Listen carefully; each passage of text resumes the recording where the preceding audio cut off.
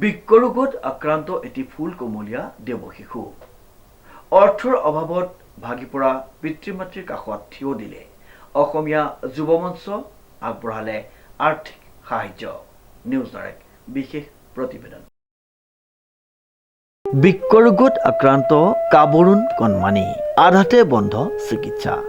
অৰ্থৰ অভাৱত ভাগি পৰা পিতৃ মাতৃৰ কাষত থিয় দিলে অসমীয়া যুৱ মঞ্চ আৰু আগবঢ়ালে আৰ্থিক সাহায্য এফালে জটিল বৃক্কৰোগৰ যন্ত্ৰণা আনফালে দৰিদ্ৰতাৰ অভিশাপ দুয়োৰে মাজত পৃষ্ঠ হৈ কাটৰ চাৱনিৰ চাই থকা এখন নিষ্পাপ মুখ গোলাঘাট জিলাৰ কাবৰু গাঁৱৰ এটি কণমানি মৃত্যুৰ সৈতে যুঁজি আছে কিন্তু চিকিৎসাৰ বাবে হাতত এটা ফুটা কৰিও নাই অসহায় পিতৃ মাতৃৰ হাতত আমি আজি গোলাঘাট জিলা যি অসমীয়া যুৱ মঞ্চ এই অসমীয়া যুৱ মঞ্চক পোনপ্ৰথমে আমি ধন্যবাদ জ্ঞাপন কৰিছোঁ কাৰণ এটা কথাতেই আমি তেখেতলোকক ধন্যবাদ জ্ঞাপন কৰিছোঁ আজি 15 দিনমানৰ আগতে বাবুল দাস আৰু ৰূপালী দাসৰ কাবৰুগাঁও অঞ্চলৰ বাবুল দাস আৰু ৰূপালী দাসৰ কণমানি 2.5 বছৰীয়া সন্তানটি যি কিডনী অচল অৱস্থাত যি জটিল ৰোগত আক্ৰান্ত হৈছিল তেখেতলোক আহিছিল আৰু তেখেতলোকে প্ৰতিশ্ৰুতি দিছিল যে আমি কণমানি শিশুটি যাতায়াতৰ চিকিৎসাৰ বাবে কিছু অৰ্থ সংগ্ৰহ কৰি তেখেতলোকক দিম আৰু সেই প্ৰতিশ্ৰুতি ৰক্ষা কৰি আজি এই দিনটোত এই বিশেষ ক্ষণত আহি তেখেতলোকে নগদ 41,449 টকা তেখেতলোকে কণমানিটো যাতায়াত আৰু চিকিৎসাৰ বাবে প্ৰদান কৰিছে বিশেষভাৱে ভাল লাগিছে এটা কথাতে কোনো দল সংগঠনে বেয়া পাব নালাগে দল সংগঠন জন্ম হ'লে আৰ্তজনৰ ওচৰত সদায় থিয় দিব পৰা এক সংগঠন জন্ম হ'ব লাগে সেই জ্বলন্ত প্ৰমাণ আজি অসমীয়া যুৱ মঞ্চই আমাৰ আগত দিছে মই আলোড়ন যুৱক সংঘৰ সভাপতি হিচাপে বা আমাৰ বিষয়ববীয়া আমাৰ গাঁওৰক্ষী বাহিনীৰ বিষয়ববীয়া সকলো আছে আমি ধন্যবাদ জ্ঞাপন কৰিছোঁ অসমীয়া যুৱ মঞ্চই এনেদৰে আগন্তুক দিনত আৰ্তজনৰ ওচৰত থিয় হৈ এনেকৈ সহায় সহযোগিতা কৰি তেখেতলোক আগলৈ আগবাঢ়ি যাওক সংগঠনটো জীয়াই ৰাখক খিলঞ্জীয়াসকলৰ ৰক্ষাৰ্থে তেখেতলোকে যি পদক্ষেপ লৈছে আমি তেওঁলোকক শুভেচ্ছা জনাইছোঁ ধন্যবাদ পৰিয়ালৰ একমাত্ৰ আশা কণমানিটিক সুস্থ কৰি তোলা তেওঁলোকে গুৱাহাটী চিকিৎসা মহাবিদ্যালয়ত চিকিৎসা আৰম্ভ কৰিছিল কিন্তু নিয়তিৰ কি পৰিহাস আৰ্থিকভাৱে দুৰ্বল পৰিয়ালটোৱে ধনৰ অভাৱত আধাতে চিকিৎসা সামৰি ঘৰলৈ উভতি আহিবলগীয়া হ'ল কণমানিটিৰ সেই বিষণ্ণ চকুজুৰি অসহায় পিতৃ মাতৃৰ চকুলোৰ খবৰ পাই আগবাঢ়ি আহিল অসমীয়া যুৱ মঞ্চ অসম সংগঠনটোৱে পৰিয়ালটোক পাৰ্যমানে সহায় কৰাৰ প্ৰতিশ্ৰুতি দি নিজৰ কথা ৰাখিলে প্ৰথমতে কওঁ অসমীয়া যুৱ মঞ্চ সদায় খিলঞ্জীয়া ৰাইজৰ সুৰক্ষাৰ স্বাৰ্থত সদায় থিয় দি আহিছে আৰ্তজনৰ কাষত সদায় থিয় হৈ আহিছে অসমীয়া যুৱ মঞ্চ এয়া কোনো আমাৰ ব্যতিক্ৰমী পদক্ষেপ নহয় আৰু কাবৰু গাঁৱৰ বাবুল দাস আৰু ৰূপালী দাসৰ যি 2.5 বছৰীয়া এটি কণমানি সন্তান পুত্ৰ সন্তান উজ্জ্বল দাসৰ যি আমি সংবাদ মাধ্যমত পোৱা বাতৰি মৰ্মে তেখেতলোকৰ কাষত থিয় দিছিলোঁ আৰু থিয় দি তেখেতলোকক আমি প্ৰতিশ্ৰুতি দিছিলোঁ যে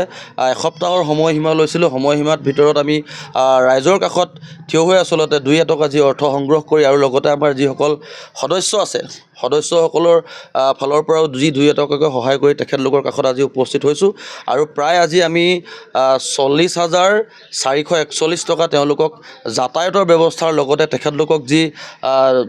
চেকআপ আছে সেই চেকআপ কৰাৰ বাবে আমি দিছোঁ আৰু পোনপ্ৰথমে মই গোলাঘাটবাসী সকলো ৰাইজক ধন্যবাদ জনাইছোঁ লগতে অসমীয়া যুৱ মঞ্চৰ আমাৰ যিসকল আমাৰ সদস্য সকলোকে মই ধন্যবাদ জনাইছোঁ যিহেতু বহুতো কষ্ট কৰিছে তেখেতলোকে সকলো মানুহলৈ এটাই অনুৰোধ যে এই আজিৰ এই প্ৰতিযোগিতাৰ পৃথিৱীখনত আচলতে সকলো নদৰি আমি যদি ইজনে আনজনৰ সুখ দুখৰ সমভাগী হৈ হাতে হাত ধৰি এনেদৰে যদি আমি আগুৱাওঁ পৃথিৱীখন আৰু সুন্দৰ হৈ উঠিব ধন্যবাদ জয় যুৱ মঞ্চৰ সদস্যসকলে নিজে বজাৰে সমাৰে দোকানে পোহাৰে ঘূৰি ওচৰ চুবুৰীয়াৰ পৰা অৰ্থ সংগ্ৰহ কৰিলে আজি সেই প্ৰতিশ্ৰুতি মৰ্মে সংগঠনটোৰ এটা সজাতি দল কাবৰু গাঁৱত উপস্থিত হৈ শিশুটিৰ চিকিৎসাৰ বাবে সংগ্ৰহ কৰা 40,000ৰো অধিক আৰ্থিক সাহায্য পিতৃ মাতৃৰ হাতত তুলি দিয়ে অসমীয়া যুৱ মঞ্চৰ এই মহানুভৱতাক আদৰণি জনাইছে বিশিষ্ট চিকিৎসক ডক্টৰ নয়ন দত্তই পৰিয়ালটোক সকলো ধৰণৰ সহায় আৰু সহযোগিতা আগবঢ়োৱাৰ আশ্বাস দিয়ে অসমীয়া যুৱ মঞ্চ কেন্দ্ৰীয় সমিতি আৰু গোলাঘাট জিলা সমিতি আহি গোলাঘাট জিলাৰ একেবাৰে নাতি দূৰতে থকা কাবৰু গাঁৱত আমি উপস্থিত হৈছিলোঁ বাবুল দাসৰ ঘৰত আজিৰ পৰা এসপ্তাহ 10 দিনমানৰ আগত আমি বাতৰি যোগে সামাজিক মাধ্যম আৰু বাতৰি যোগে বাবুল দাসৰ কণমানি প্ৰায় 2.5 বছৰীয়া বাচ্চাটোৰ কিডনীত কিবা মানে অসুবিধা হৈছে বুলি আমি জ্ঞাত হৈছিলোঁ আৰু অসমীয়া যুৱ মঞ্চ গোলাঘাট জিলা সমিতিৰ নেতৃত্বত আমি তেখেতলোকৰ ঘৰলৈ কেন্দ্ৰীয় সমিতিৰ বিষয়ববীয়াও আহি উপস্থিত হৈ তেখেতলোকৰ দুখৰ সমভাগী হ'ব চেষ্টা কৰিছিলোঁ আৰু ইয়াত আহি আমি যিটো গম পাইছিলোঁ আচলতে খুব দুখ লগা এটা বিষয় কণমানি এটাৰ কিডনী একেবাৰে অচল হৈ গৈছে বুলি গম পাইছিলোঁ আৰু আমি অসমীয়া যুৱ মঞ্চই প্ৰতিশ্ৰুতিবদ্ধ হৈছিলোঁ যে আপোনালোকক এসপ্তাহৰ ভিতৰত আমি গোলাঘাটবাসী জনসাধাৰণৰ ঘৰে ঘৰে গৈ দোকানে দোকানে গৈ এই কণমানিটোৰ উজ্জ্বল ভৱিষ্যতৰ ক্ষেত্ৰত কিবা অকণমান সকাহ দিব পাৰিম বুলি ভাবি তেখেতলোকৰ অনুমতি সপক্ষে আমি গোলাঘাটবাসী জনসাধাৰণৰ কাষলৈ গৈছিলোঁ আৰু গোলাঘাটবাসী ৰাইজে আমাক যথেষ্টখিনি সহায় কৰিছিলে আৰু সেয়ে আজি তেওঁলোকৰ ঘৰত আহি উপস্থিত হৈ ৰাইজৰ কাবৰু গাঁৱৰ ৰাইজৰ সাক্ষাতত ইয়াৰ স্থানীয় মানে যুৱ সংঘৰ সভাপতি বা স্থানীয় গাঁওৰক্ষী বাহিনীৰ সম্পাদক মহোদয় স্থানীয় জনসাধাৰণৰ উপস্থিতিত যি জনসাধাৰণৰ গোলাঘাটৰ জনসাধাৰণে যি অনুদান আগবঢ়াইছিল সকলোৰ সাক্ষাতে আমি আজি ইয়াত খুলিছিলোঁ 41,449 টকামান পইচা তেওঁলোকে ৰাইজে আমাক দিছিল আৰু তেওঁলোকক আজি আমি প্ৰদান কৰিছিলোঁ আৰু অসমীয়া মানে যুৱ মঞ্চ সদায় খিলঞ্জীয়া স্বাৰ্থত আছে অনাগত দিনতো আমি খিলঞ্জীয়া ৰাইজৰ স্বাৰ্থত সদায় এইদৰে কাম কৰি যাম বুলি আমি প্ৰতিশ্ৰুতিবদ্ধ গতিকে এইখিনিতে কেন্দ্ৰীয় সমিতিৰ তৰফৰ পৰা গোলাঘাট জিলা সমিতিৰ সমূহ বিষয়ববীয়া সদস্যসকলক আন্তৰিক ধন্যবাদ জ্ঞাপন কৰিছোঁ আপোনালোকৰ যোগেদি আৰু খিলঞ্জীয়া ৰাইজ যিসকলে আমাক বা গোলাঘাটবাসী যিসকল ৰাইজে আমাক সহযোগিতা কৰি এই কণমানি ল'ৰাটোক সহায় কৰিলে তাৰ বাবেও অসমীয়া যুৱ মঞ্চৰ তৰফৰ পৰা আন্তৰিক ধন্যবাদ জ্ঞাপন কৰিলোঁ উক্ত কাৰ্যসূচীত উপস্থিত থাকে অসমীয়া যুৱ মঞ্চৰ কেন্দ্ৰীয় সমিতিৰ কাৰ্যকৰী সভাপতি ইমতিয়াজ আহমেদ, সাংগঠনিক সম্পাদক অভিলাষ গোহাঁই আৰু গোলাঘাট জিলা সমিতিৰ সহ সম্পাদক ডেনিছ বৰাকে মুখ্য কৰি সংগঠনটোৰ অন্যান্য বিষয়ববীয়াসকল। এটি শিশুৰ জীৱন ৰক্ষাৰ বাবে এনেদৰে ওলাই অহা প্ৰজন্মৰ এই প্ৰচেষ্টাই সমাজলৈ এক ইতিবাচক বাৰ্তা কঢ়িয়াই আনিছে। তথাপিও শিশুটিৰ সম্পূৰ্ণ চিকিৎসাৰ বাবে এতিয়াও প্ৰয়োজন বহু অৰ্থৰ। গতিকে যেনেদৰে এওঁলোকে ওলাই আহিছে আমি সকলোৱে মিলি জানো এই কণমানিটিৰ মুখত পুনৰ হাঁহি ঘূৰাই আনিব নোৱাৰোঁ। কাবৰু গাঁৱৰ ৰূপালী দাস আৰু বাবুল দাসৰ ঘৰত উপস্থিত হৈ এটা খুবেই ভাল লগা এটা পৰিৱেশত মই উপস্থিত হৈছোঁ এইকাৰণে কাৰণ তেওঁলোকৰ কণমানি শিশু 2.5 বছৰীয়া ল'ৰাটোৰ হঠাতে কিডনীৰ এটা অসুখ হৈছে আৰু কিডনীৰ অসুখটো তেওঁলোকে অত্যাধুনিক চিকিৎসাৰে হয়তো আৰোগ্য লাভ কৰাৰ যথেষ্ট মানে আশা আছে আৰু এই কণমানি শিশুটোৰ প্ৰতি পিতৃ মাতৃৰ হঠাতে এই অহা বিপদটোৱে তেওঁলোকৰ পৰিয়ালত এটা অভাৱনীয় পৰিৱেশৰ সৃষ্টি কৰিছে। এই অভাৱনীয় পৰিৱেশত তেওঁলোকে দিশহাৰা হৈছে